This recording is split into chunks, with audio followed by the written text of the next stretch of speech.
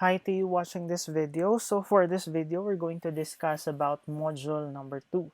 So detailed estimate for structural concrete item of work. Okay, now for the engage, review different types of concrete discussed from your CMT or construction materials in testing subject. Now, next, what are the properties of concrete? Next, what are the complete components of structural concrete? And next, what is the difference between structural and non-structural concrete? So for the explore the parts of a building. In what elements do we usually use structural concrete?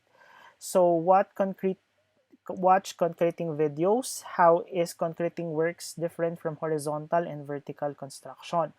May pinagkaiba yan because of magkakaiba tayo sa methodology of concreting. Okay? Then, what are the equipments, tools, construction materials involved in concreting works for vertical and for horizontal? There will be comparison, of course, but there will be difference as well. Okay? Then, identify one gang for concreting scope of work. So, what is a cast-in-place concrete and what is a premix concrete? So, sagutin na natin ito. When we say one gang, it is a team of unskilled workers and skilled workers. Okay, so you have foreman, you have a skilled worker for concrete, and you have the unskilled worker or the laborer. Okay. Next, what is a cast-in-place concrete? When we say cast-in-place concrete, yung concrete hinalo mismo sa site. Okay? When we say premix concrete, nahalo na siya, then pagdating sa site, ibubuhos na lang siya. Okay? So that is a premix concrete. Okay? So before we go to this, let's try to check what is a concrete. Okay? Though you already have discussed this in your CMT, let's try to have a review. So concrete is either plain or reinforced. So what is a plain concrete? So plain concrete is an artificial stone as a result of mixing cement, fine aggregates, coarse aggregates, and water. So what is a reinforced concrete? So a reinforced concrete is a plain concrete plus a reinforcement properly embedded such a manner that the two materials act together in resisting compression and tension. We know that concrete is very strong in resisting in compression, but it is very weak in resisting tension. So if we are to add a reinforcement, which is steel, reinforcing steel bar, then it will act together in resisting both compression and tension forces. Okay? So the purpose in mixing concrete is to select an optimum proportion of cement, water, and aggregates. So to produce a concrete mixture that will be meet the following requirements. So we have 4 requirements. So it is workability, the strength of the concrete, the durability, and economy. So workability, paano natin mapoporma, if mapoporma or ipoporma natin yung concrete in its two desired dimension or shape. Okay? The strength of the concrete, the durability of the concrete, and lastly would be the economy. So dapat hindi tayo nagsasayang. Okay? Number 1, water-cement ratio is first determined at the very first hour of mixing to meet the requirements of strength and durability. Now, we have different classes of concrete mix. For a Class A concrete, the water-cement ratio is ranging from 0.4 to 0.45. Water-cement ratio. Okay? Now, for cement aggregate ratio is then chosen and established to satisfy the workability requirements. Workability means the ability of fresh concrete to fill all the voids between the steel bars and the forms without necessarily exerting much effort in tamping. And yeah, kadagdag din dyan is the ability of the concrete to be formed sa kanyang desired shape. Okay? Now, since pinag-usapan na natin dito yung ratio ng water cement and cement aggregate, we are now going to check the type of work. Okay? Now, if it is a small precast work or fence post, poles, garden furniture, and other work of very thin sections, the concrete mix ratio is 1 is to 2 is to 4. Ano ba yung 1 is to 2 is to 4? So, yung 1 is to 2 is to 4 natin, ito yan. So, 1 is to 2 is to 4. Yung una, that is 1 cement bag. So, that is 40 kilogram cement bag. Yung 2 sa gitna, that is 2 cubic feet of gravel or cubic feet of gravel, yung nasa gitna. And yung nasa dulo, yung 4, that is cubic feet of, no. This should be sand. This is sand. Mali. That is not gravel, that is sand. Cement, sand, gravel. Okay? 1 cement of bag, cubic feet of sand, then cubic feet of gravel. So, sa site, meron tayong measuring box. Okay? So, normally, ang ginagamit natin na measuring box is yung sa mga mantika na nakalata. Yan. So, that is equivalent to 1 cubic feet. So, we have here, yeah. If you're going to check, bakit parang hindi accurate yung ating conversion? Bakit yung 1 feet, mali din yung unit, no? Yung 1 feet equivalent to 30 centimeters. Okay? So, for the conversion, we are going to use this. So, yung 1 inch is equivalent na siya sa 25 mm or it is equivalent to 2.5 centimeters and it is equivalent to 0.25 meters. Hindi na siya yung 25.4. Okay? Gagamitin na natin yung 25 mm. Therefore, yung 1 foot, it is now equivalent to 30 centimeters. Okay? I repeat for our computation, yung 1 inch is equivalent now to 25 mm. Therefore, 1 foot is equivalent to 30 centimeters. So going back, the maximum size of aggregates here is 16 mm. Water for dry aggregates, you have here the 20 liters. Water for aggregates moist batch, so you have 15 to 16 liters lang. And water for best consistency is soft. Okay? Okay. Now, if we will be using a storage tanks, cisterns, sewers, well nerves, watertight works, columns, or other structural parts subjected to high stresses. I repeat, it is subjected to high stresses. We use this concrete mix ratio. 1 is to 2 is to 4. Okay? Then we have here the water. Actually, this is the cement water cement ratio to. Okay? Okay. So next, if it is a reinforced concrete work for slab, floor slab, beams, columns, arcs, stairs, it is 1 is to 2.5 is to 3. Okay? Now for ordinary floors, footpaths, driveways, step roads, pavements, ang ginagamit natin is 1 is to 2.5 is to 3.5. So 1 bag of cement, 2.5 cubic feet of sand, then 3.5 cubic feet of gravel. Then 20 liters of water. Okay? So the less water, the less na workable siya kasi medyo ang magiging labas niyan is para siyang mukha siyang matigas. Okay? Kasi, ang principle natin dyan from the CMT, the more na mas marami yung tubig, the more na nagiging workable siya, the more na it is giving us lesser compressive strength. Okay? So, the more na mas less yung water, but of course, tamang computation yan. But the more na less yung water, the more na expected natin na mas mataas yung compressive strength. Now, building and basement walls, silos, seals, lintels, machine foundation, subject to vibration, bridges, dams, piers, etc., exposed to action of water and frost foundation, concrete for masonry walls, then ang ginagamit natin is 1 is to 2 is to 4. And that is, this is a Class A mix. Okay, so that is a Class A mix. So, pakita ko lang sa inyo saan part ng ano na yan, ang module. So, you have it here.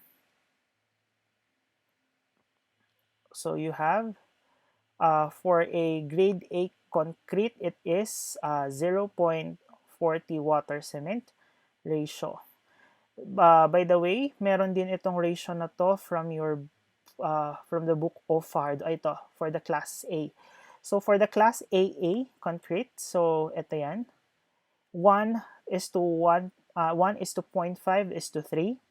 Class A, 1 is to 2 is to 4.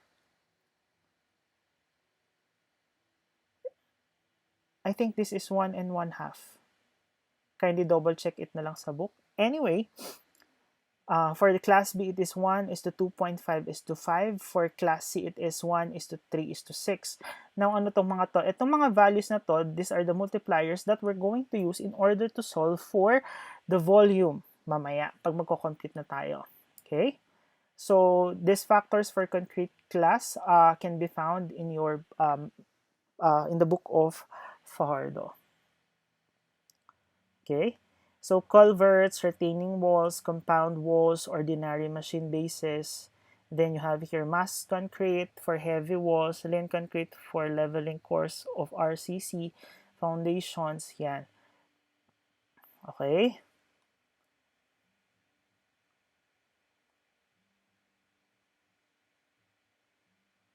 So, if hindi na state, if hindi na state yung, though we have here the, don't get me wrong, though we have here the, um, we have here the tables for the different concrete mix for different functions. Okay? Sa activities natin, if hindi na state yung purpose, or though naka-specify naman kasi kung ano ipapa-estimate, you have the footing, you have the slab, you have the column, no? But in our case, if it will not be stated, okay, if the concrete class will not be stated, we are to assume that it is Class A, and the water cement ratio is 0.4. So I repeat, unless stated, the default class will be grade A concrete, and the water cement ratio is 0.4. Okay? So, yan yung gagamitin natin.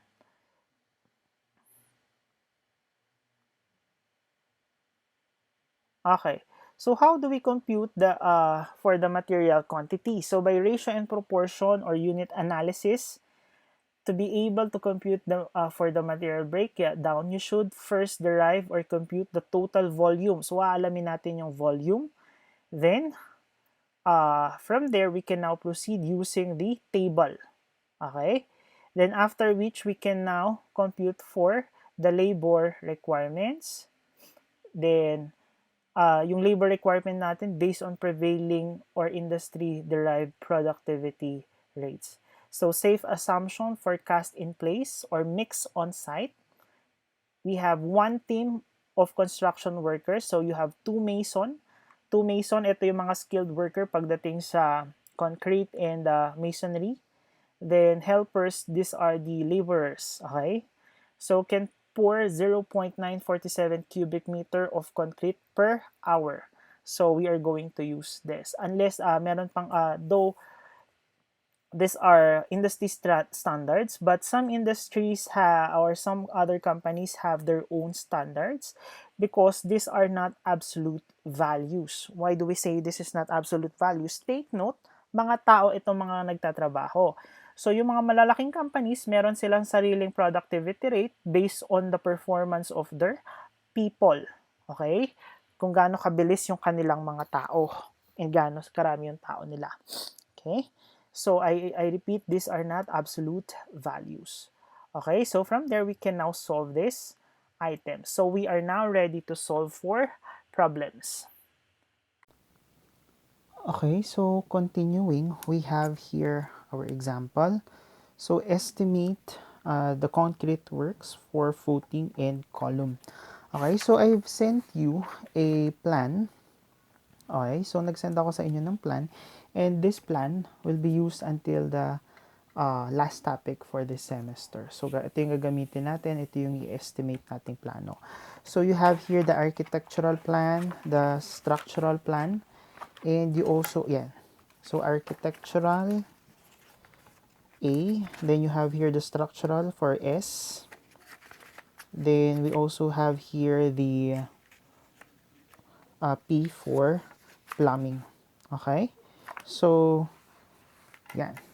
So, dito, ang gagawin natin, we are going to count kung gaano karami yung footing and yung column niya. And yun yung i-estimate natin for the concrete works. Okay? So, going to our structural. So, lipat natin. Punta tayo sa S. Okay? So we have here the structural. So we have here the foundation plan, the second floor framing plan, and the roof framing plan. So, okay. So, ang titignan natin dito is the footing and the column. So, if we are going to check our plan, kung titignan maigi yung plano natin, we have here F1, F2, F2, F2, F2, F2, F2, F1. Okay, so magkakaiba. So dalawa ang dalawa ang ating footing. So if we are to check here, we have here footing 1, we have here footing 2. So column 1, footing 1, column 1, footing 2, and column 1, footing 3. Okay? So ang gawin natin, ang i-estimate natin is ito na lang column 1, and it is F3. Kasi kung titingnan natin yung ating example, nasa gitna yung ating column and nasa gitna yung ating column. So more or less, ang chine-check natin dito or ang ini-estimate natin dito is C1F3. Okay? Please be reminded that we are not going to estimate everything on this. I'm just going to show you how to estimate. Because if we're going to estimate everything, mauubos yung oras natin sa pag-estimate ng lahat. Okay? So, from here, bilangin natin kung ilan yung F3. Okay, so we have here F1, so that's F1, F1, F2, F2, F2, F2, F2, F1, F1, F2, F2. Then we have here F3, F3, F3, and F3. So we have 3 C1, F3. And then actually, pare-parehas lang sila ng dimension, all of them. If you're going to check it here, no? If you're going to check it here in terms of concrete. So we have here 1 by 1, 1 by 1 meter, 1 meter by 1 meter. Now, the C1 is just the same. So, basing it on the schedule for our column 1, ito yung ating column 1, yung column 1 natin is 200 by 400. Okay? So, pare-parehas lang sila. It's just that the column here is located at the center while the column here is on the edge of the footing pad. So, there is an eccentricity here. While here, we don't have. Okay? So, ang gawin natin, since pare-parehas din naman sila, we can directly include them, no? So we have 1, 2, 3, 4, 5, 6, 7, 8, 9, 10, 11, 12, 13, 14, 15. So we have 15 columns, 15 footings all in all. Okay? So pwede nating i-estimate for the footing pad. Now, the question is, gaano naman katangkad yung i-estimate natin for the column. Now, if you're going to estimate your column, pwede naman from the footing, if we are basing it from the architectural, from the perspective, ito yung ating perspective, wait, yan. So, from the perspective, pwede naman from the footing hanggang sa second floor na. Okay? But in our case, i-estimate lang natin siya hanggang sa grade line. When we say grade line, natural grade line, ito. So, we have here our natural grade line. So, ayan. Kung nasaan yung natural. Okay? That would be our elevation 0. Okay. So, dito, if we are going to check this, if we are going to check itong yung ating schedule for the footing, magkakaiba sila. Okay? Magkakaiba sila na yung isa is 800 from the footing pad up to the natural grade line. Yung C1F2 naman is 800 from the footing pad up to the natural grade line. Then, what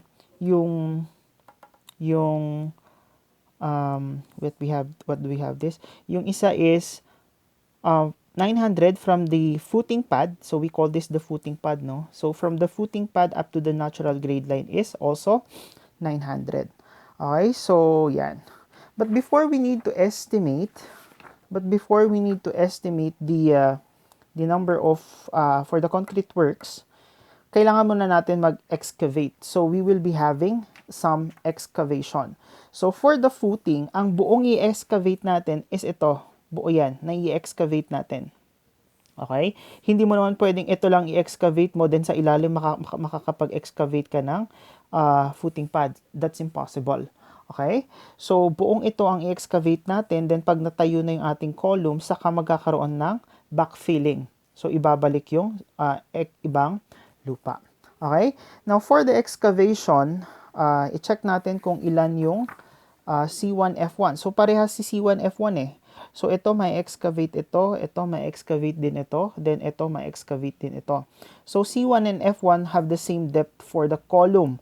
So, the total depth here is 1.1 meter, 1.1 meter. So, ilan si C1F1? So, si C1F1, we have 1, 2, 3, 4, 5, 6, 7, 8, 9, 10, 11. So, there are 11 C1F1 and C2F2. So, 11, then 4 C3F3. Okay? So, for the excavation, it would be, take note that the dimension is equivalent to, what we have this, 1 by 1. So, that is 1 meter by 1 meter times the depth of 1.1 meter. So, times 1.1 meter. And ilan yung C1, F1, and C2, F2 natin? We have 11. Therefore, volume 1 is equivalent to 1 times 1 times 1 times 1.1 times 11. Okay? And that is equivalent to 12.1 cubic meter. Okay? Next would be the volume 2. So, for the volume 2, ito naman. So, we have here C1, F3 for the volume 2. Okay? Wait, let me focus nga. Okay, so we have here, lapit pa natin, yan. So, we have here, for the volume 2, that would be C1F3. So, ang depth ni C1F3 is 1.2 meters. Okay? So, parehas, 1 by 1. So, 1 meter by 1 meter by the depth of 1.2 this time. So, 1.2 times ilan yung C1F3 natin? We have 4. Therefore, volume number 2 is equivalent to 1 times 1 times 1.2 times 4. And that is equivalent to 4.8 cubic meter. Okay? So, yan. Therefore, the total volume to be excavated is equivalent to 12.1 plus 4.8, that is equivalent to 16.9 cubic meters. Okay? Okay.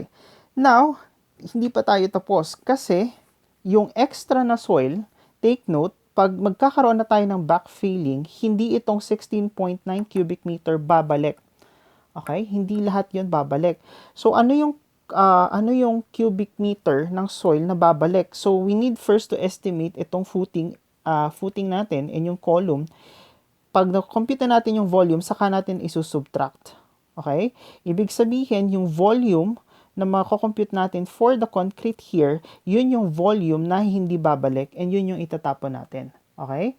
That will be our waste. So, before we continue on the excavation, diretso muna tayo sa pag-compute ng volume natin for the footing and for the column. Okay? So, in estimating for the concrete, we will be using the method by volume. So, we are going to compute it by volume.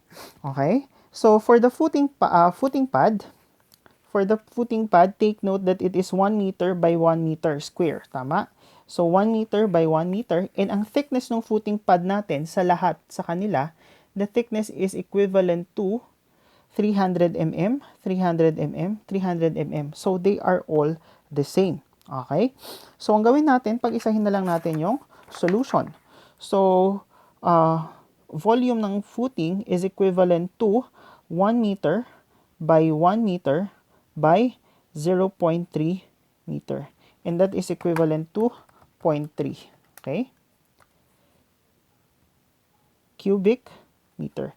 Therefore, the total volume for the footing, okay, the total volume for the footing is equivalent to 0.3 meters cubic meters times how many footing do we have? Basing it from the plan, we have 15. Tama? So, we have 0.3 times 15, that is equivalent to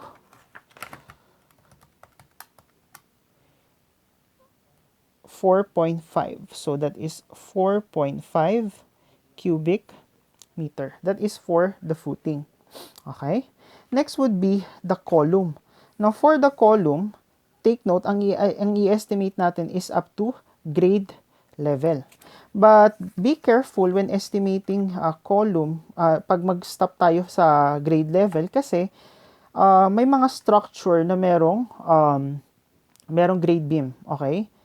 Merong grade beam dito nilalagay. Before. Yung grade beam kasi natin is before the natural grade line. Okay? So, hindi natin bubuhusan yung column hanggang sa depth ng grade beam. Kasi, naturally sa site, pinagsasabay yung grade beam. Yung grade beam, for example, ang depth niya is, gamitin natin is, ito, let's say it is 0.4. So, 0.4 from the natural grade line hanggang dito, meron tayong grade beam. So, hindi natin bubuhusan dito. Hanggang dito lang yung bubuhusan natin for the column. So, pagsasabayin natin, gagawin nating monolithic yung sa column na pataas and up to the grade beam. So, there will be a time na mag-i-stop tayo ng estimation hanggang dito. But in our case, we are just estimating some parts. But if you are going to estimate a structure na, pwede nyo nang diretsuhin hanggang sa taas, yung sa column. Okay? But in our case, yeah, we are estimating it by parts. So, ang i-estimate natin hanggang dito lang. Okay? So, if may grade beam yan, magkakaroon dito ng, if may grade beam sa structure. But in this case, wala tayong grade beam. Yung iba naman, gumagamit din ng tie beam. Okay? So, tie beam, it is also helping in resisting lateral forces. Okay? So, may tie beam dito nakadugtong sa kabilang column ng footing. Okay? So, may mga ganon. Be careful, no? Ibibase nyo naman siya sa plano. But in our case, sa plano natin, wala tayong grade beam. If you're going to base it in the designation, wala tayong grade beam. And if you're also going to designate it from our plans. Okay? So, sa plano natin, wala tayong grade beam. So, we have WF. What is WF? We have here wall footing. Okay? So, wall footing ang meron sa atin. So, hindi natin i-estimate yung grade beam. Okay? So, for the column properties, take note, C1, F1, and C2, F2, 0.8 meters lang yung height nila. Okay? So, from there, we have volume is equivalent to ang dimension ng column natin from the column schedule. Take note, this is C1, this is also C1. And Yeah. Ang C1 natin is 0.2 by 0.4 mm. So that would be 0.4 times 0.2 times gaano kadami, times the height. Yung height natin dito is 0.8. So, gaano kadami si C1F1 at saka si C1F2? There are 11. Okay? Plus, yung si ano naman, ito naman, parehas lang naman. It is still column 1. So, C1 pa rin siya. Therefore, it is 0.2 times 0.4. So, 0.4 times 0.2 times 0.9 naman this time, times 4. Therefore, the volume for the column is equivalent to 0.4 times 0.2 times 0.8 times 11 plus 0.4 times 0.2 times 0.9 times 4. And that is equivalent to 0.992 cubic meter. Okay? Therefore, na-compute na natin. Therefore, the total volume of the column is 0.992 cubic meter. Therefore, the total volume for the footing and for the column is equivalent to, okay, ang total volume natin is, V total is equivalent to 0.992 plus 4.5. So, 0.992 plus 4.5 is equivalent to 5.492. Now, ito yung pag-aagrihan natin. Okay? If may third decimal, i-round up na natin lagi. Okay? Kahit below siya ng 0.005, di ba? Pag 5 and below, pag below 5, it is rounded down. But if it is 5 and above, if it is rounded up. But in our case, since we are estimating materials here, ayaw natin na magkaroon tayo ng pagkukulang sa materials natin sa site. So what we're going to do is, if there is a third decimal, we are going to round it up na. Okay? So this is equivalent to 5.50 cubic meters. So this is the total volume of the concrete. Okay? So, since meron na tayong total volume of the concrete, we can now go back to our excavation. So, this would be our volume for volume of waste. Okay? Now, the volume of waste is equivalent to 5.50 cubic meter. But here's the thing, no? Pag nag-excavate tayo, mapapansin natin na pag binackfill na natin yung soil, hindi siya, mapapansin natin na medyo tumataas. Okay? Mas mataas sa natural grade line pag binalik natin. Or, if pag sinakto naman natin sa natural grade line, magkakaroon ng sag. Okay? So, it's either tataas na ganyan or magkakaroon ng sag over time. Okay? So, on the first backfilling, magkakaroon ng sag, ay magkakaroon ng paglobo. Then, over time, medyo nagsusubside na siya. Because there is what we call swell. Okay? May tinatawag tayong swelling. Unfortunately, hindi nyo na-try sa inyong geotech. Okay? So, for your geotechnical engineering, you were not able to try excavating for soil sample, no? So, hindi ito na-observe. Pero ganun yun, nagkakaroon ng swelling. And yung swelling natin is around 20%. So, 5.50 cubic meter times 1.2, because that is a 20%, the total volume for excavation is 5.5 times 1.2. That is equivalent to 6.6 cubic meter. Ano tong 6.6 cubic meter? This 6.6 cubic meter will be the volume that we are going to consider for the hauling. When we say hauling, this is transferring. Ibig sabihin, ito yung magiging volume na gagamitin natin sa pag-compute for the hauling. Ang bayaran din kasi ng waste is per cubic meter. So, ito yung babayaran mo.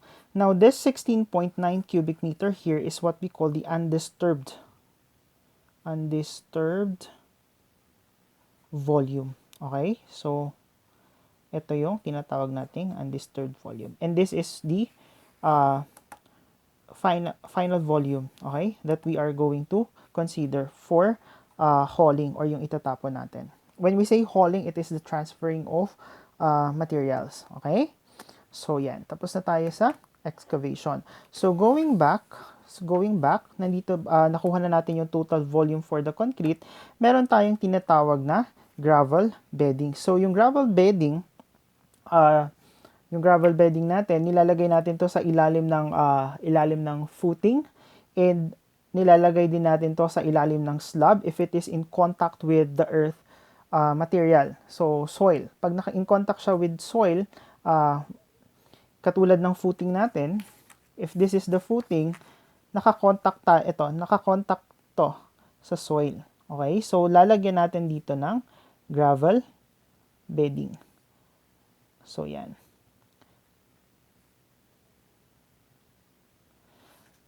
So, lalagyan natin dito ng gravel bedding with a thickness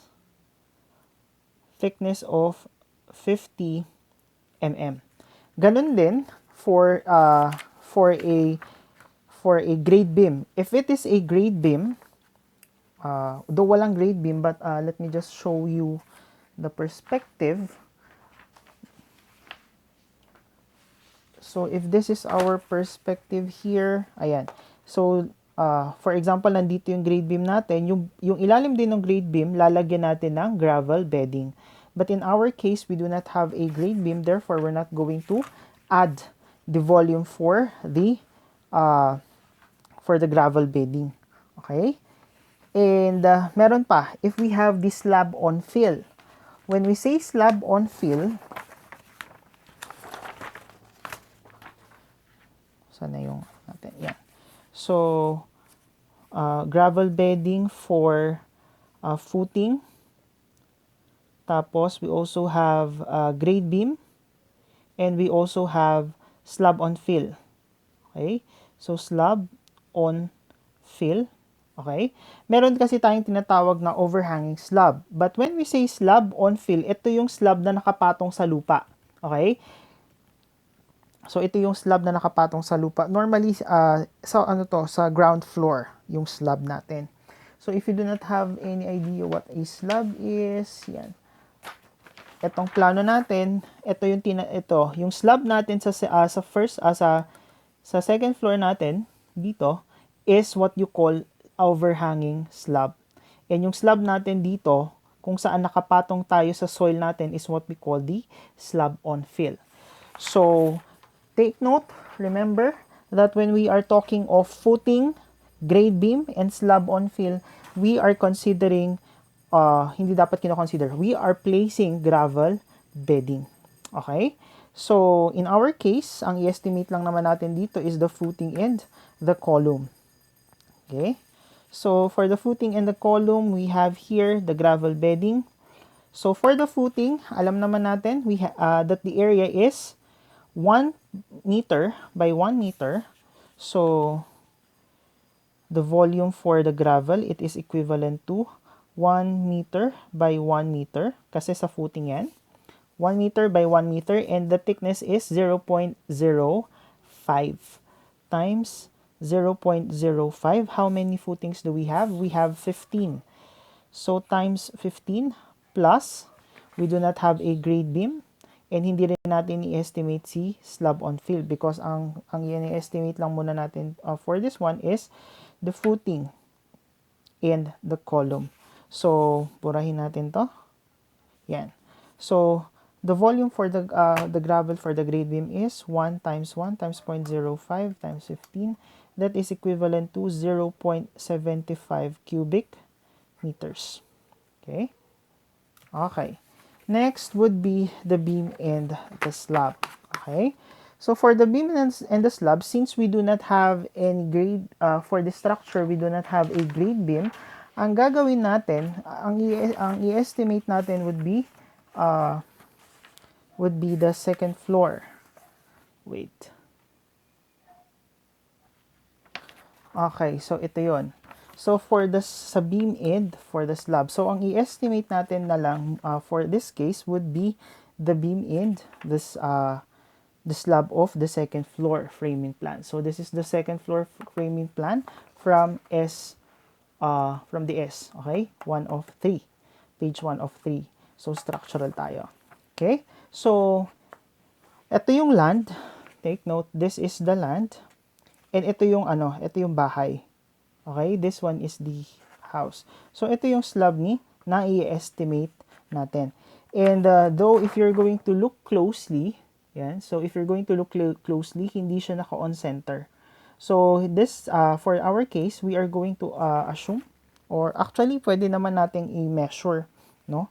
Pwede nating i-measure na yung mga dimension natin since we have here the scale. So, it is 1:100. So, madali lang naman siya.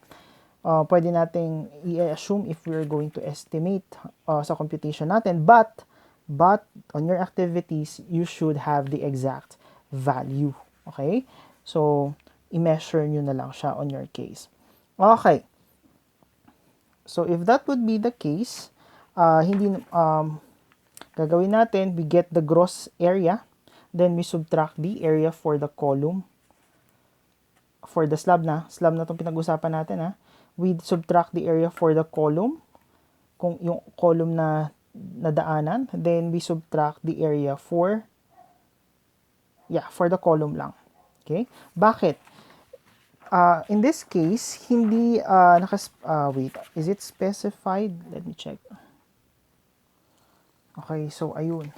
Sa section, page, sa structural section, sa page 3 of the structural plan, so S3, check nyo yung slab section. Sa slab section, sa slab section, naka-specify na if this is the beam, yung column natin nakaganyan.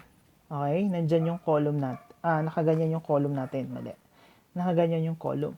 So, be careful if naka-specify na ganyan. If hindi naka-specify na ganyan, we are going to assume na yung column ay yung beam natin, ay yung slab natin, ito yung slab natin nakapatong sa column, sa beam. Okay? I repeat, if hindi naka-specify na ganito, okay, hindi nyo nakita sa slab section, hindi naka-specify na ganyan, so we are going to assume na yung slab natin nakapatong sa beam. Okay? But in this case, nakaganyan siya. Okay? Yan. So, i-estimate natin, ibabawas natin si area nung area ni slab sa beam. Okay? In the perspective of the floor plan. So, sa floor plan, wait, let me just go back. Ayan. So, sa floor plan natin, ibabawas natin si area ni beam. Okay? But in practice, no, pag, if it is just a residential house, ang gawin mo is kunin mo na lang yung gross, no? Kahit wag mo nang ibawas yung area ng beam because that is just minimal if it is a residential. But if it is a large project, if you're going to sum it up, no? Imagine, for example, it is a 30-story building.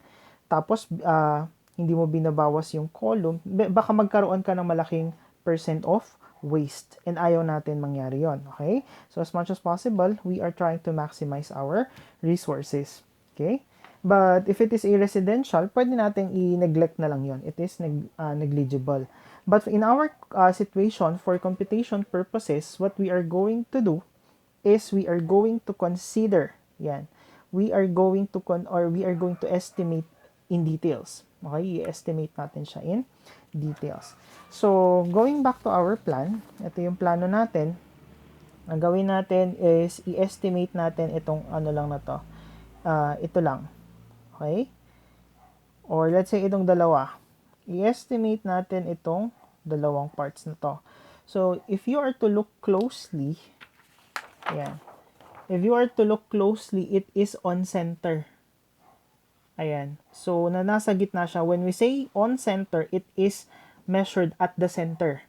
OC. Okay? So, it is on center. OC. Okay, likewise, dito naman hindi siya naka-on center, si C. Okay? Yan. Si C, hindi siya naka-on center. Nandito siya sa edge. Okay, magkaiba yun ha. Okay.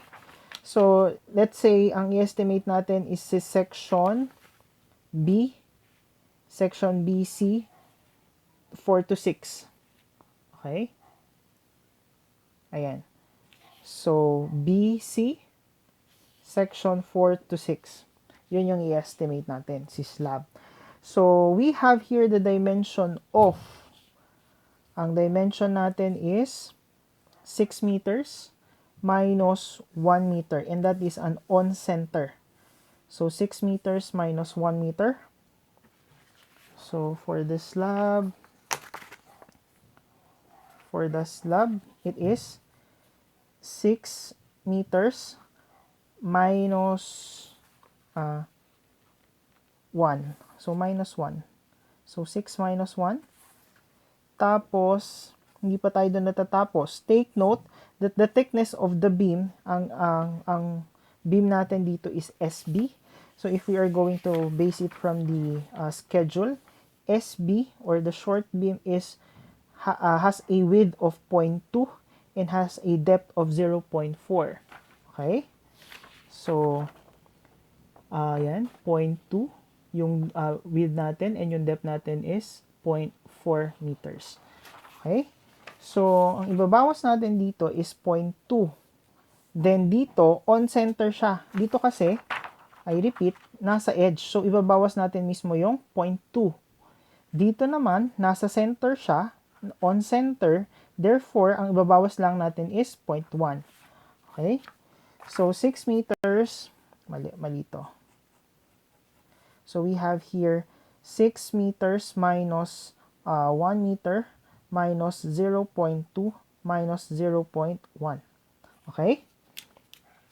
So, yun. Yun yung ating isang side ng dimension. Do you agree? And kung titignan mo rin kasi yung column natin, sir, baka mas malaki yung column, baka umusli siyang ganon. Let's check.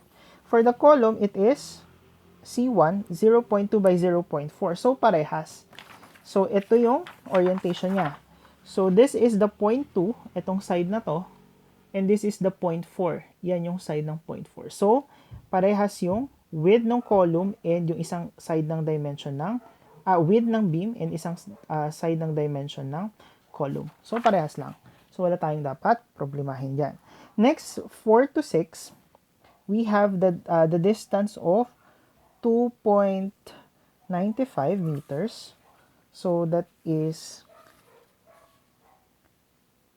times. So, this is times. So, this is 2.95 meters plus, we have here 3. Okay, 2.95 and we have here 3. So, plus 3. Okay, ibawas natin yung width ng beam. Okay, so ibabawas natin yung width ng beam. So, dito we have, it is an on-center distance. On-center, ibig sabihin, nasa gitna. So, on-center and on, ito hindi siya naka-on-center. Okay, but we assume it to be an on-center one. Though we can measure it naman, no? Because it has a scale of 1:100. But for my computation sake, no, para mabilis tayo, it is an on-center distance. So, minus 0.1 on this side, kasi from edge to the center of the beam is 0.1 because the width is 0.2. Dito naman, ganun din, 0.1. Okay? So, minus 0.1 minus 0.1.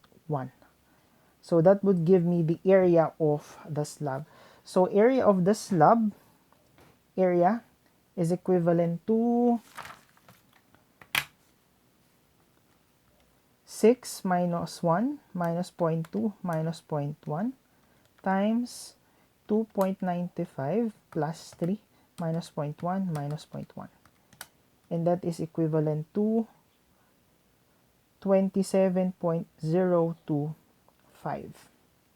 square meters. Are we done with the beam? Yes. So for the volume of the slab,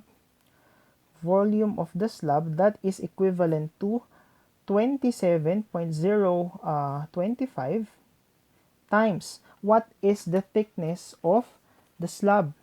Okay? Ano yung thickness ng slab? No. Tama. Yeah. Slab na ini-estimate natin. So, what is the thickness of the slab? So, again, babalik tayo sa ating schedule. So, we have here from the structural, wait. Okay, so hindi binigay sa atin yung thickness ng slab. Hindi siya na-indicate sa plano. But if it is a two-way slab, normally, ayan, nakalagay dito sa slab section. Nandito rin siya sa example natin. If it is a two-way slab, normally the thickness is 0.125 meters. So let's use 0.125 meters for the thickness. But if it is a slab on fill, normally, ang nakakompute nating thickness and ginagamit nating thickness is 0.1 for a slab on fill. But since this is an overhang slab, we'll be using 0.125 meters. Okay? Yan. So, the thickness of 0.125 meters. Okay, so this is square meters. Therefore, the volume of the slab is 27.025 times 0.125 is equivalent to 3.378. Dito, magti-3 decimals muna tayo. Bakit? Kasi meron pa tayong beam. Okay? So, meron pa tayong beam. Now, proceeding sa beam, balik tayo sa plano natin. I repeat, ito yung ating ine-estimate. So, for this one, ang una natin gagawin is to get the length. Saka natin, i-multiply yung cross-sectional area. This is the cross-sectional area. Do you agree? So, 0.2 times 0.4 will give me the cross-sectional area. So, i-compute ko muna yung length. What is the length of the... So,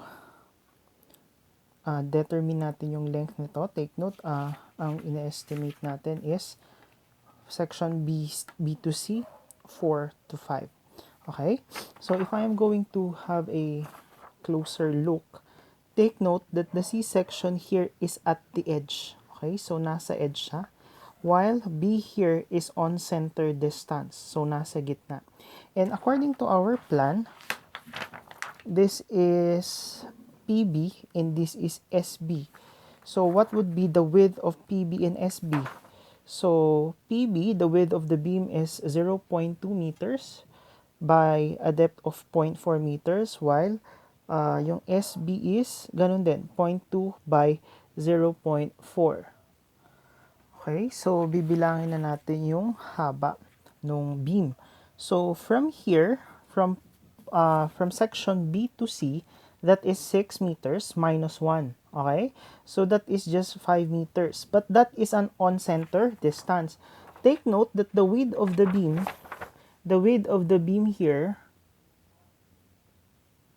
yan, the width of the beam here is 0.2 and it is an on-center distance, ibig sabihin nasa gitna siya. So, ang kukunin lang, ibabawas lang natin to get the area for, to get the length from this point, from the face of the column to the face of the column would be 0.1. And dito naman sa kabilang side, it is not an on-center distance, rather nandito siya sa edge. So, ang ibabawas natin is 0.2. So, 5 meters minus 0.1 minus 0.2 for the length of the beam. Okay? So, length of the beam is equivalent to 5 minus 0.1 for dito sa section na to. Then, minus 0.2 para naman sa side na to. Okay? But, if you're going to check, sir, magkaiba naman sila. Ito si PB, ito SB, yung designation ng beam. But if you're going to check the cross-sectional area, it is 0.2 by 0.4. And for the SB, it is 0.2 by 0.4. So sir, parehas naman sila ng dimension. Bakit hindi sila parehas? if you're going to check the schedule or the reinforcement rather, dun sila magkakaiba sa reinforcement. Okay? Magkakaiba-iba tong mga to sa reinforcement. That's why nakahiwalay sila. Okay? So, dito parehas lang naman ng, in terms of concrete, parehas naman si PV at saka si SB. Okay? So, etong length natin, we have here, parehas lang, di ba? Etong length dito is the same with the length here because that is C1, C1, C1, C1. Now, dito sa section na to, hindi na siya parehas because this is C2, so mag-iiba. So, yung na-compute nating length dito, i-multiply natin ng 2. Okay? So, that would be times 2 plus. Okay? So, ganun pa din. Dito naman tayo sa third. We have, this is 5. Okay? So, 5 meters minus 0.2 and this time, naka-on center pa rin siya. Okay? So, on center. Ayan. So, on center pa rin yan. So, gagawin natin, ima-minus natin. Actually, hindi siya on center, no? If you're going to check, hindi siya naka-on center. So, what we need to do here is to measure since meron naman tayong scale na 1:100. But on my end, I'll be assuming that it is an on-center distance so that we can save time in discussing this, no? But on your activities, please make sure na you follow the dimensions stated, okay? Follow the dimension and the location of the points stated. Kasi pwede naman natin siyang i-compute. Okay? But on my end, I'll be assuming that it is an on-center distance. But for your activities, if we will be encountering this kind of problems, please do not assume this to be an on-center distance. Okay? Meron siyang scale so we can measure. So, what is C2? So, C2 here, so C2 column 2 is 0.15 by 0.3. So, mas manipis nga siya. So, mas manipis siya compared dito sa 0.2. So, magiging 5 meters minus 0.2 minus 0.15 over 2. Okay?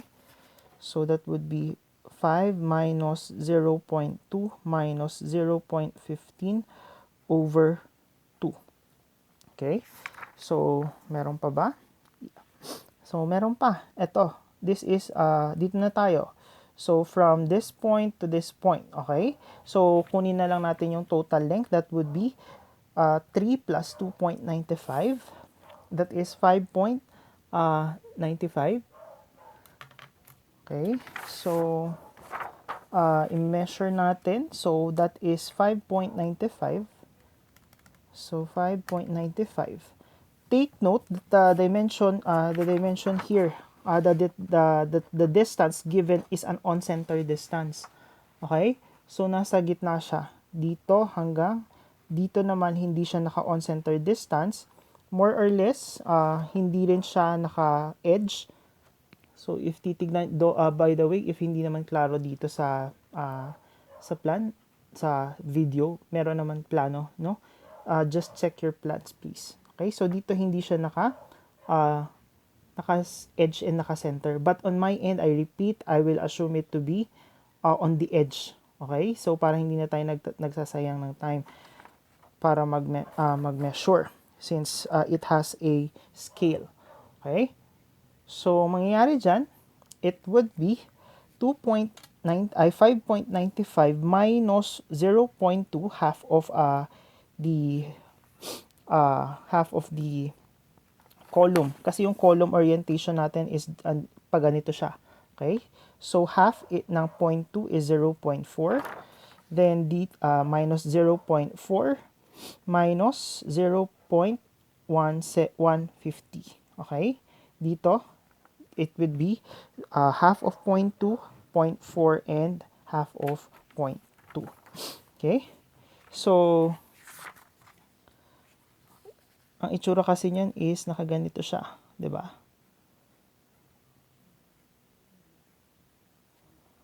And isang paganyan. Okay? So, itong distance na to from here up to here, okay? Ito yung 5.95 meters. And take note, sa column na to, ang face na at this side of the column is 0.4. And since it is an on-center distance sa side na dito sa section B, it is an on-center distance at section B. So, ima-minus ko is 0.2, so half. Then, ima-minus ko tong 0.4. Then, ima-minus ko tong 0.15. Okay? Sa kabilang side naman, which is sa section C, okay? Itong section C, ang itsura naman is ganito. Okay?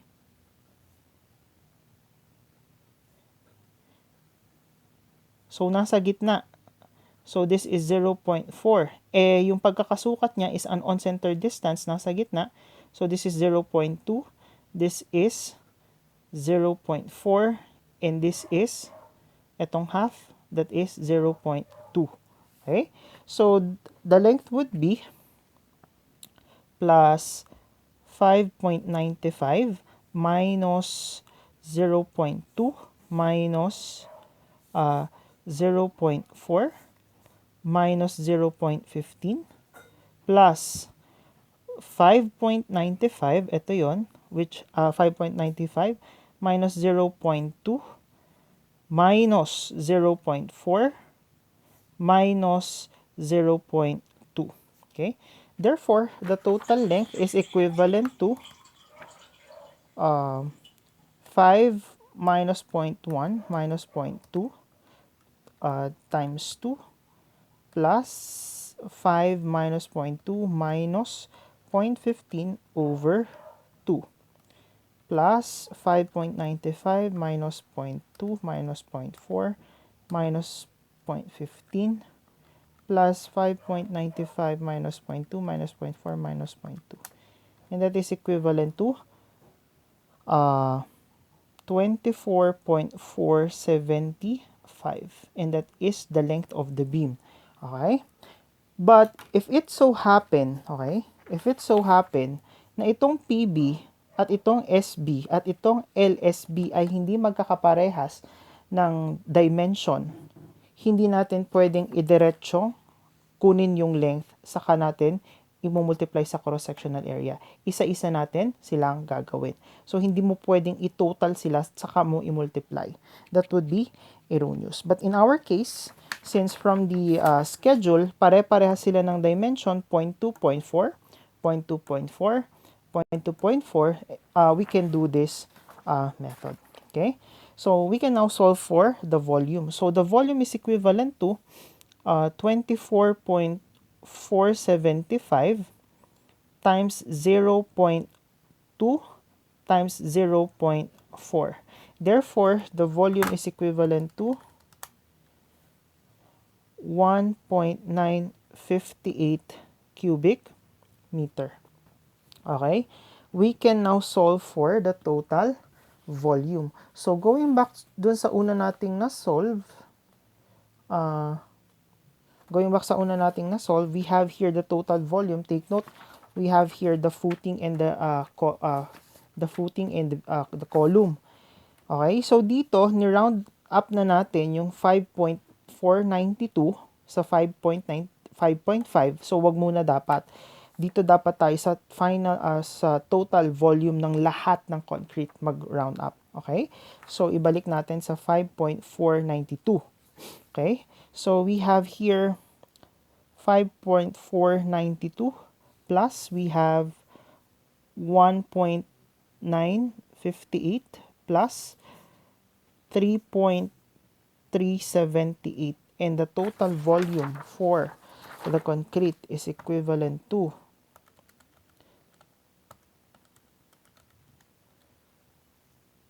9.408 cubic meters. So, I repeat, if we have a third decimal, okay, so if we have a third decimal, which is not equivalent to 0 or higher than 0, then we round up the second decimal to, So, in this case, it is 9.41 cubic meter. So, this would be the total volume of concrete that we're going to use. So we're now done computing the volume of the concrete. So the next step would be to compute for the amount of cement, sand, gravel, and water. Okay? So using the tables from the book of Max Fajardo, the one I showed you earlier. So, to. So you have here the different proportions for different classes of concrete. I showed you earlier that for different member of the structure, we have a different class, no? But it would be very difficult, no? It would be very difficult na kung yung iba't ibang parts ng structure is having different classes of concrete, because it will cause a confusion, and it will be a time consuming in the construction. Okay, so more or less we are adopting we adopt the largest, or the highest class available. So if it is not stated kung ano yung class na gagamitin mo, if hindi naka-state yung class na gagamitin mo for your structure, we assume that it is class A. It is the default class. I repeat, if the class is not stated, the concrete class is not stated, then we assume that it is a class A mixture. Okay? So, it is our default class. And our default water cement ratio is 0.40 unless stated. Okay? So, we have here 9.41 cubic meter. 9.41 cubic meter. Wait lang. Parang may mali. Wait. 5.492 plus 1.958 plus 3.378. Okay, so mali tayo. It is not 9. It is 10.828 cubic meter.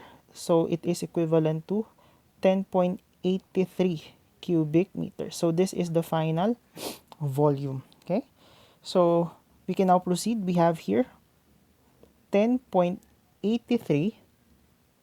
cubic meter. Then check natin dito, we are using class A.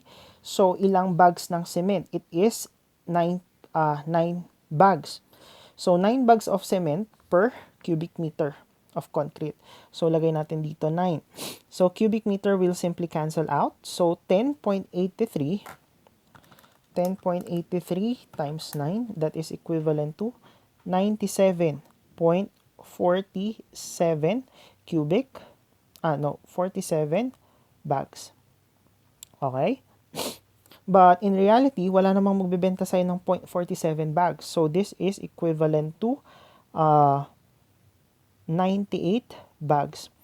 But when we say bags here, what we are pertaining to dito sa 11 bags, 9 bags, 7 bags, 6 bags of cement, we are pertaining to the 40 kilogram cement bag. Meron kasing 50 kilogram cement bag.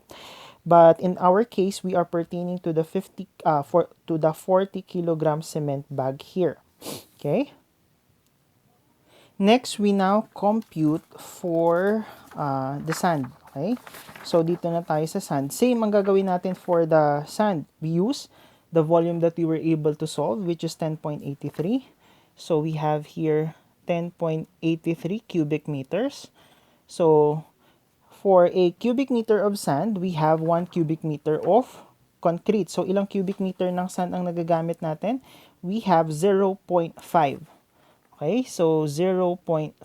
So, meter cube will simply cancel out. Okay, so we have here 10.83 times 0.5. That is equivalent to 5.415. Okay, cubic meter. And yan. And that is almost equivalent to 5.42 cubic meter. But in reality, walang magbebenta sa inyo ng 5.42 cubic meter. 0.42. So, ang o-orderin mo, pag nasa site ka na, is equivalent to 6 cubic meter. So, this value is the value that you're going to be ordered. Okay? But in our case, for academic purposes and computation purposes, ito yung i-check ko, the 5.42. Then for the concrete, ang i-check ko, ay for the cement, ang i-check natin is yung whole number. Whole number, but for the sand, gravel, and water, yung mga decimal. Okay? Next would be the gravel. So, the same ang gagawin natin. For the gravel, it is 10.83 cubic meter of gravel. So, we have here 1 cubic meter of gravel is equivalent to 1 cubic meter of concrete. So, cubic will cancel out. So, 10.83 times 1, that is equivalent to 10.83 cubic meter. Okay?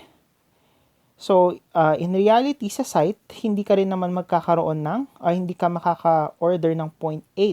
So, what you're going to do is you're going to order, this is equivalent to 11 cubic meter. So, ito yung iyong o-orderin. But, for our computation purposes, ang i-check natin is yung 10.8 cubic meter. Okay, bakit nakahiwala yung gravel bedding? I will discuss that later, no? But for the gravel bedding, we have here, going back to the gravel bedding that we were able to solve, the gravel bedding is equivalent to 0.75 cubic meter. So 0.75 cubic meter, we have here 0.75. Same for the gravel here, it is 1.0. So it is 0.75 cubic meter. Okay? Then for the water, we're going to use still the 10.83 cubic meter for the concrete. Okay? So we have here 10.83 cubic meter, okay, times the 40 kilogram cement bag. Okay? 10.83 cubic meter times the 40 kilogram cement bag, 40 kilograms, and 1 kilogram of water is equivalent to 1 liter of water. Diba? So, 1 liter, ang pinag-uusapan natin dito is liter. 1 liter is equivalent to 1 kilogram for the density and for the weight of water. Okay? Volume and the weight of water rather. Okay? So, kilogram will cancel out. Then, ang matitira sa atin is liter. Okay? So, and the water cement ratio. Take note that our default water cement ratio for a Class A concrete is 0.40. From your construction materials and testing, it is ranging from 0.40 to 0.45 for a Class A. But let's use 0.40. Okay? So 10.83 times 40 kilograms times 1 liter of 1 kilogram is equivalent to 1 liter times the water cement ratio of 0.4. So 10.83 times 40 times 0.4, that is equivalent to 173.28 liters. Okay? But we are not yet done here. Bakit? Sa process ng mixing, hindi ma-avoid na magkakaroon tayo ng waste sa concrete. That's why, itong mga values na to ay imumultiply pa natin sa 5%. Okay? Like for example, sa mixer, may naiiwan sa loob ng mixer na around 5% or may natatapon na along the transportation ng concrete from, o kunyari, sa concrete pump. Hindi naman lahat na, may, of course, theoretically, dapat lahat na-absorb. Pero may mga naiiwan na material sa gilid, may mga natatapon, okay? So, we assume that that is around almost 5%. Okay? So, ang mangyayari, itong 97.47 bags, imumultiply pa natin siya ng 5%. So, 1.05. So, 97.47 times 1.05 is equivalent to 102.35 is equivalent to 103 bags. So this 5% here, the 5% increase is what we call the allowance increase or the wastage factor. Okay? And that is 5%. So the total bags or our final answer would be 103 bags. Okay? Now, for the sand, it would be 5.415 times 1.05 is equivalent to. So 5.415 times 1.05 is equivalent to 5.686 cubic meter. And this is equivalent to 5.69 cubic meter. But this would be our final answer for computation purposes. But inside, what you will be ordering is 6 cubic meters. Okay? Now, for the gravel, ganun din. So, we have 10.8 times 1.05. That is 11.34 cubic meters. So, ito yung ating final answer. But if you're going to order on site, it will be 12 cubic meter. Okay? Yeah. But why is that? Why is it that for the gravel bedding we did not add or we did not multiply it by the increasing or allowance factor? Okay? Because take note that the gravel will not be mixed with the concrete. It is a gravel bedding. So ilalapag lang natin siya. We're just going to lay it out on the ground. So there's no need to add for wastage factor. Okay? So for the water, ganun din. So 1.73 times 1.05. For the water, it is equivalent to 173.28 times 1.05. That is equivalent to 181.95 liters. But on site, it would become 182 liters.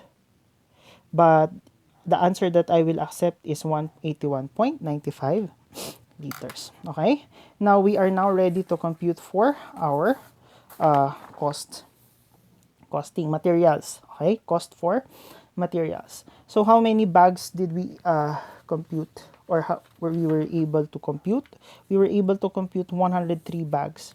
So, we have here 103 bags. Now, for the sand, it is 5.42.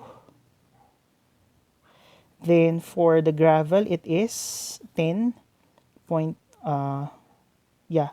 it is 10 point, or no, 11 point, wait, no, it is 5.69, mali. So, this is 5.69. Then, for the gravel, it is 11.34. Then, for the water, it is 181.95. Now, some of you might ask, Sir, bakit hindi natin minultiply yung 1.05 on the volume? Why didn't we proceeded multiplying the volume, the total volume with 1.05? Now the reason is if someone will have to check your work or use it as the basis for other purposes, they might be lost. Okay? They might be lost in terms of the volume. Okay? So, we just simply multiply the 1.05 at the end of the computation so that dito ma-realize or magigets nung mag-check or magre-review nung papers na for allowance factor siya. Okay? But ito kasi, hindi naman yung volume. It is not the volume that increased. Okay? Take note, the volume came from the dimensions. So if the volume will change, so it is being implied that the dimension also change, but that is not the case. It is not the volume that changed, no, it is the materials due to allowance. Okay, so we can now solve for our costing. So one bag of cement is 265 pesos here in Baguio, and 5.69 1 cubic meter of sand is 1,100, and for the gravel it is the same. Then for the water it is 5 pesos per gallon, but 1 gallon is 3.79 liters. Okay, so 103 times 265, that is equivalent to 27,295. Then 5.69 times 1,100, that is equivalent to 6,259. Then 11.34 times 1,100, that is equivalent to 12,474. Then 181.95 times 5 divided by 3.79, that is 239.98 pesos. Okay, tama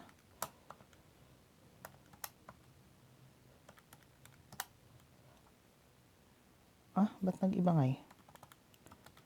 181.95 times 5 divided by 3.79. So, mali. So, it is 240.04 pesos. Okay? So, we have here the quantity. So, first, we have here the quantity of 103. 103, anong unit niya? It is bag. So, unit niya dito is bag. So, what is the description of the material? It is a Portland cement. Okay? Next would be the sand. So, what is the volume? What is the quantity? It is 5.69. 5.69, anong unit ng sand? It is in cubic meter. So, what is the description of material? It is river sand. So, more or less,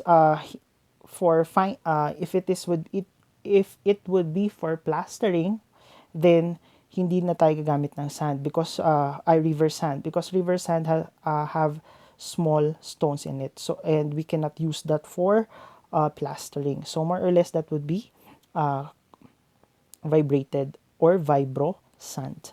Okay, next we have here the gravel. For the gravel, that would be 11.59, and the unit is in cubic meter, and it is a coarse gravel. We know that there are two types. We have the fine and we have the coarse aggregates. Okay, so next would be the costing. The costing is 27,295, 6,259, and we have here 12,474 pesos. So the first three columns are what you call the bill of materials, while the second two is what you call the cost estimate. So this table will be the ones to be placed on your summary for the bill of materials and cost estimates, or BOM and cost estimates. Okay? Okay, but what if you are being asked to show the detailed, okay, so you are asked to show the detailed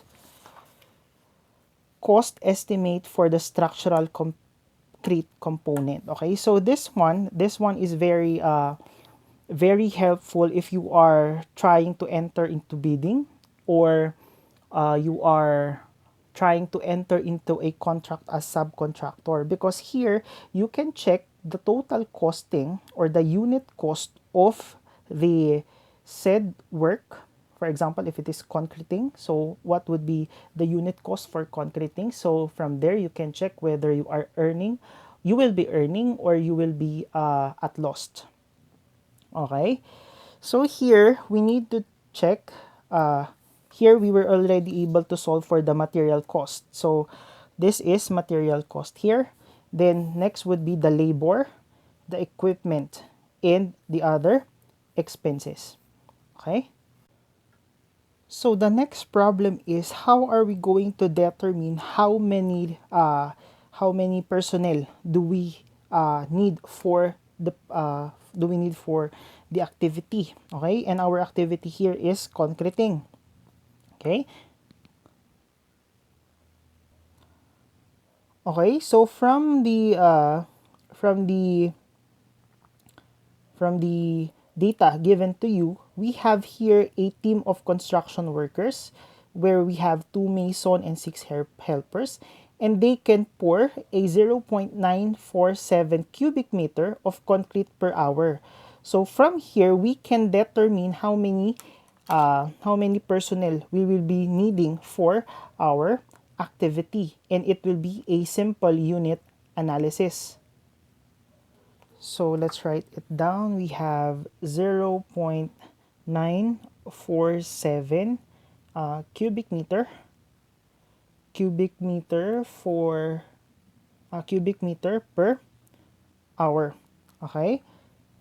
Cubic meter per hour. Okay, so how many cubic meter do we have? How many cubic meter do we have? We have 10.83 cubic meters. So these are the given.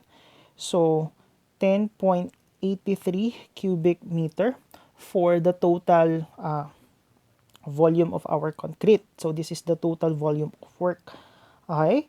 So from here, we will be having 10.83 cubic meter divided by 0.947 cubic meter per hour. Okay? So, i-divide natin yan. Ilan ang lalabas? We have 10.83 times, divided by 0.497. Baliktad. 947.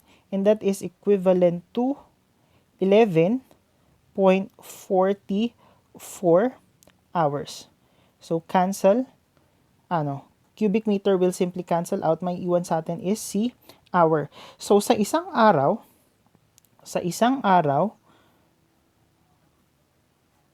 8 hours ang working hour natin. That is equivalent to 1 day. Okay? So, hour will cancel out and divide natin si 11.44 ng 8 hours.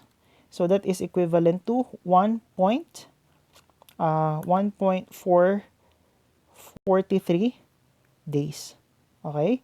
So, if this would be the case, ibig sabihin 1.5 day mong kakailanganin yung service nitong mga worker mo. And according to our given, one gang, when we say one gang, it is a one team. Okay? One gang here is composed of 2 mason. And when we say mason, it is a skilled worker. Okay? And we have also here 6 helpers. And when we say helpers, they are the unskilled. Okay? Of course, hindi pwedeng tumakbo yan ng walang foreman. So we have 1 foreman. And we will also be having 1 project engineer. So 1 project engineer here. Okay? So from here we will now be relating it to our table. So yung mason natin, tama, we have 2. We have 6 helpers, then we have 1 project engineer and 1 foreman. And ang rate ni foreman is 600 pesos per 8 hours. Si skilled labor natin is 500 per 8 hours. Si project engineer is 700 per 8 hour. And the laborer is 400 pesos per 8 hour. Now, hindi pwede itong 1.43 man hour. 1.43 days. Okay? Bakit? May papayag ba na magpabayad or magpatrabaho ng 0.43 days? So if this is the case, if it is 0.5 or below, we considered it as 1.5 days or 1.5 araw. Pwede yan, 1.5 days. But if it is above if it is 1 point, let's say 1.53, there is no such thing as 1.53 days. So this would be rounded up to 2 days. Okay? Yan. So that would be rounded up to days. And take note if nag ano kasi tayo, if nag when we are concreting, as much as possible, we do it only 1 day. Okay? When we have a monolithic pouring, so when we say monolithic pouring, minsanang buhusan or the goal is gawing iisa lang yung member. Pag tumigas na siya, we considered it as one. So for example, for the structural, ito, for example, for this what do we call this? For this slab and for the beam, we want it to be monolithic. Okay, monolithic pouring. So what we do is we should be pouring the concrete in just 1 day. Okay? So ang ginagawa natin, pinag-overtime natin yung mga tao so that isang araw pa rin yung magiging buhusan natin. Okay? So pag nagbubuhos tayo or when we do the concreting as much as possible, it is just 1 day. Okay? But yeah, so that's why we do overtime. Okay? So itong 1.5 day na to, magiging isang araw pa rin to. But of course, the pay would still be the same. So since we were able to solve 1.5 days, so we will place it here. Number of days we have 1.5, 1.5, 1.5, and 1.5. Okay? So 1 times 1.5 times 600, that is equivalent to 900 pesos. Then we have 2 times 1.5 times 500, that is equivalent to 1,500. Next, for the project engineer, we have 700 times 1.5, that is equivalent to 1,050.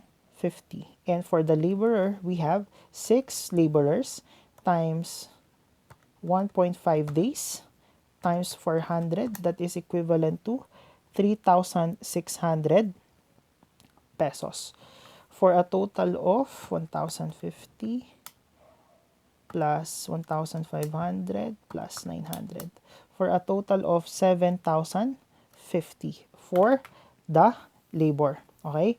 So the costing for the labor is 7,050. And next would be for the equipment.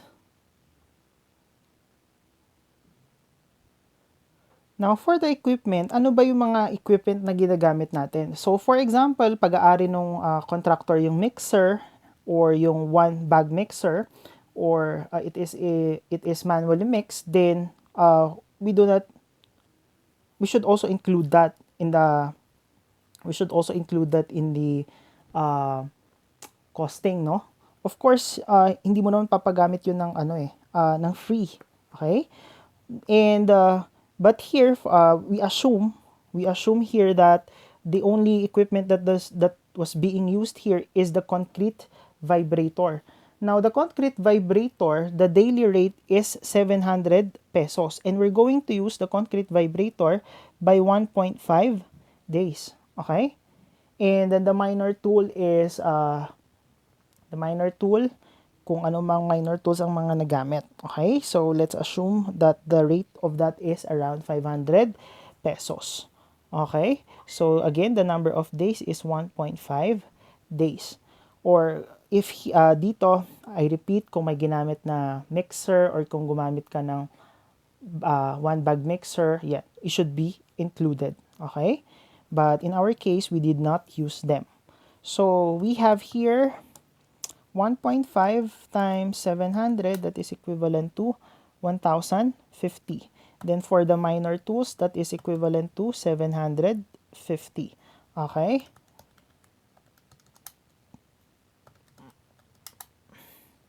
So the subtotal for a category B is 1,800 pesos. Now, the total for the labor and for the equipment is equivalent to 1,800 plus 7,050, and that is equivalent to 8,850. Okay, so that is 8,850. Now for the material cost, here, we are going to include yung water. So for the material cost, we have a total of 27,295 plus 6,259 plus 12,474 plus 240.04. Okay? No.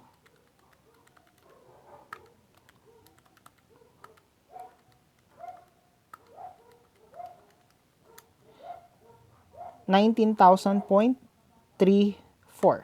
Okay? So, we have here 19,000.34.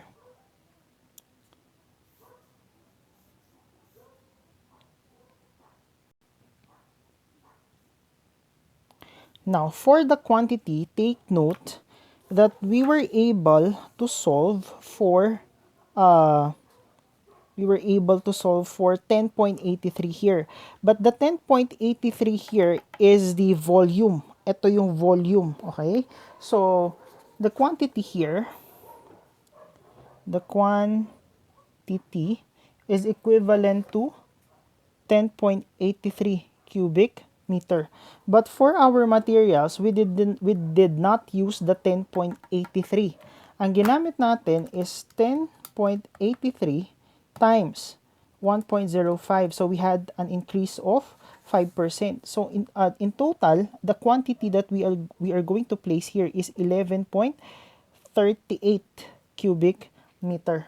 Okay? So 28 cubic 11.38 cubic meters. So it is a ready-mix 14-day 3,500 PSI. So yung 3,500 PSI na yan, we all know that this is the compressive strength of the concrete at 14-day curing period. Now for the consumables, we have a unit of lot and a quantity of 1. And let's say that is 1,000. Now what would be the unit cost of this? What would be the unit cost of our ready mix? The unit cost of the material, so we have here the material. So we have here the duration and the workers.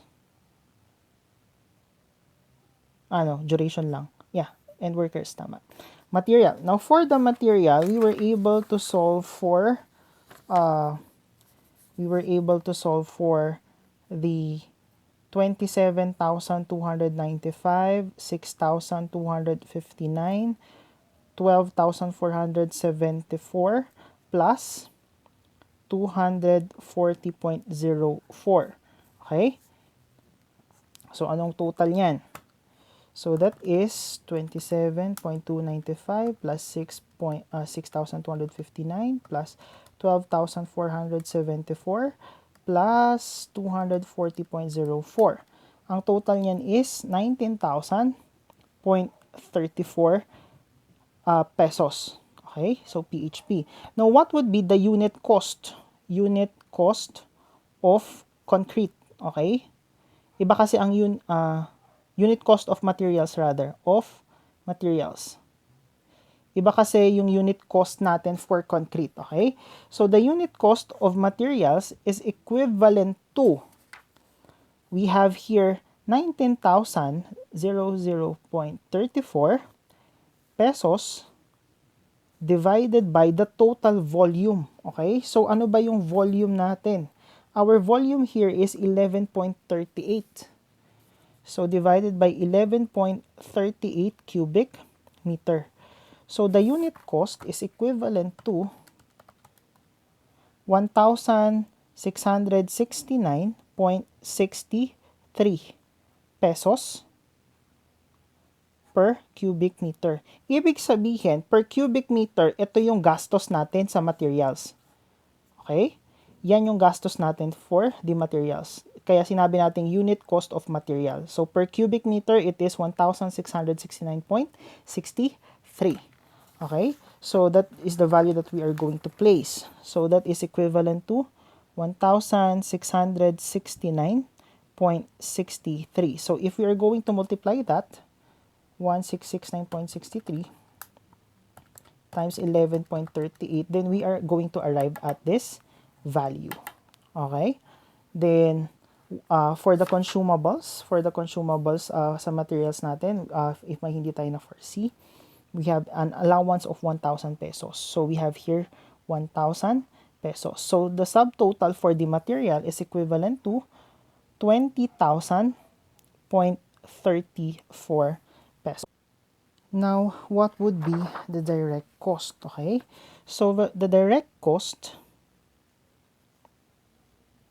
is equivalent to, we have here the materials cost,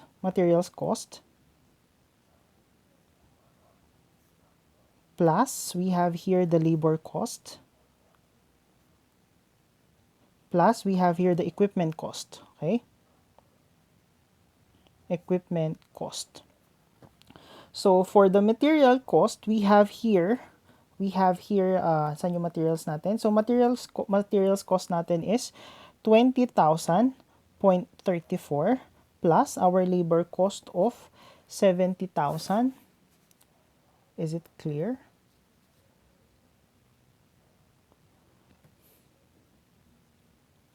Plus our equipment cost. So for the equipment cost, it is equivalent to 1,800. Okay? So that is 1,800. Okay? So ang magiging direct cost natin is equivalent to 20.34 plus 7,050 plus 1,800. Therefore, it is equivalent to 28,850.34 pesos. Okay, tama ba? So, yung materials cost natin, 20,000, then si A at si B, so that is 8,500. So, tama, 8,850.34. So, that would be our direct cost. Okay? So, ito na yung ating indirect cost. Now, for the direct cost, for the indirect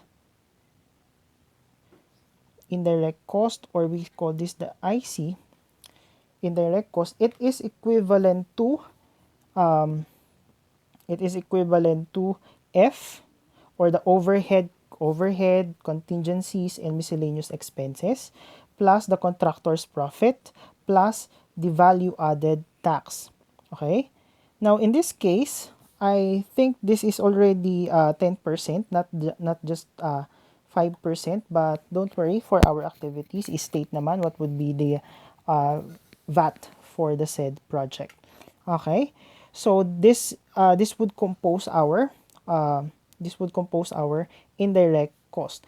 Now for H, F is equivalent to 15% of the direct cost, and that is equivalent to 0.15 times 28,850.34.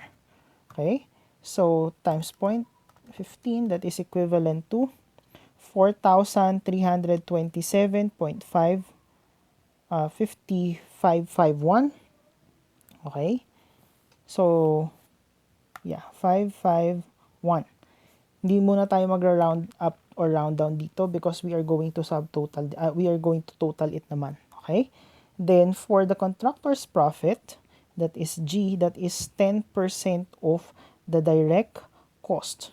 Okay? So that is equivalent to 0.10 times 28,850.34, and that is equivalent to times 0.1, 2,885.034. Okay, and we have here the VAT, so that would be H. H is equivalent to 5% of the direct cost. So 0.05 times 28,850.34. So that is 1,442.517. Okay? So if we are going to get the total cost, pasok natin, we have our the direct cost is equivalent to 28,850.34. Then we have here the overhead expense, contingencies, and miscellaneous, and that is equivalent to 4,327.551. Then contractor's profit, that is 2,885.034. Then for the VAT, that is 1,442.517. Now for the total cost, we just add the direct cost and the indirect cost. Okay, so we have here 2850 point, wait, 28850.34 plus 4327.551 plus 2885.034 plus 1442.517, and the total is 37,505.43. Okay? So, yan na yung ating total cost. Now, the next thing that we need to compute is the total unit cost. Okay? So, total unit cost for concreting, or for the activity concreting.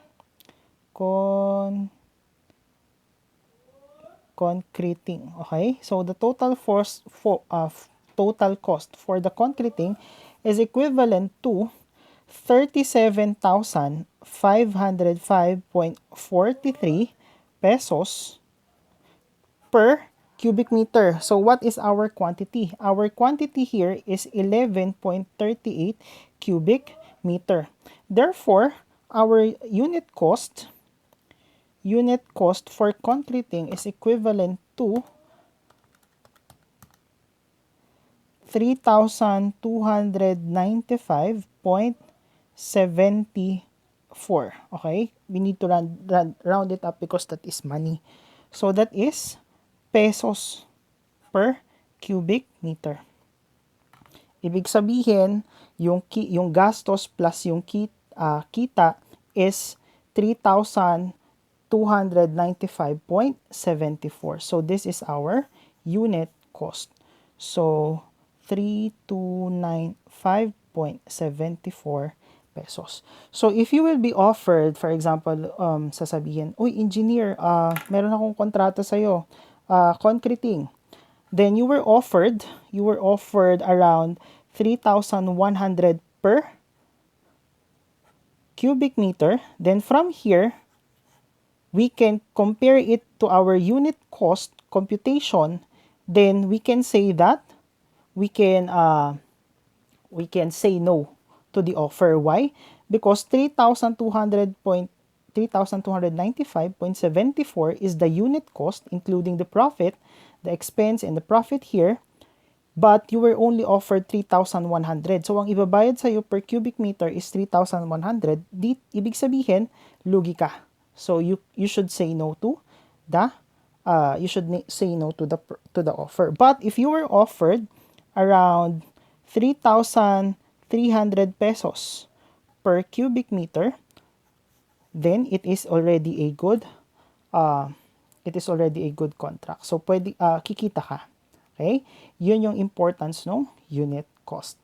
Now, for the total adjusted cost, it is equivalent to 37,505.43 pesos. Okay? So, additional information, we have here the sequencing of mixing, if it will be manual mixing or if it will be a mechanical mixing or mixer. So, most often than not, manual mixing and mechanical mixing, if it will be a one-bagger mixer, ginagawa ito sa site. We are doing this sa site. But if it is a big project or a large project, or it is a large quantity or large volume of concrete, in order na natin yan sa batching plant. Okay? So if it is a manual mixing of concrete, we have first the sand and cement. So we're going to mix the sand and cement first. We're going to mix it thoroughly. Then we add the gravel. After mixing these three, then that's the time we add the water. Okay? Then for a mechanical mixing or mechanical or mixer, the first thing that we add is the half of the volume of the water. So the total volume of water divided into two, first half will be placed in the mixer. Then we place the gravel so as to moist the gravel first. Then we add the sand. Okay. Then after adding the sand, we now add the cement. Then after which we add the half of the water. Then we now mix the mixer.